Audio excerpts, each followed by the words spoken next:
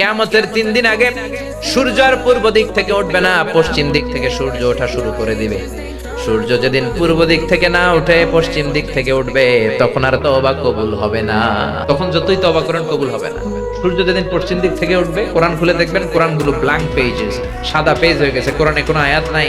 কোরআন মুখস্থ থাকবে, সিনার মধ্যে একটা আয়াতও আছে এরকম একটা লোকও থাকবে না, কোনো আলেমও থাকবে না। সব আলেম ওলামা মুমিন বান্দাদের বাম বগলের এইখানে একটা ফোড়া হবে, ওই ফোড়ার ব্যথায় সব মুমিনরা মরে লাশ হয়ে যাবে। শুধু কাফের মুশরিকদের উপর কিয়ামত প্রতিষ্ঠিত হবে। চিল্লায় কোন ঠিক কিনা? তার মানে কিয়ামতের আগ দিয়ে পশ্চিম দিক থেকে সূর্য উঠলে তওবার দরজা বন্ধ।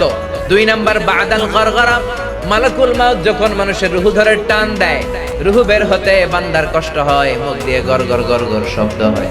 ওই গরগরানি শব্দের পরে মানে মালাকুল মাউতকে দেখে ফেলার পরে তওবা করলে কবুল হবে না। এর আগ পর্যন্ত তওবার মতো তওবা করলে সব গুনাহ মাফ করে দিবে কে?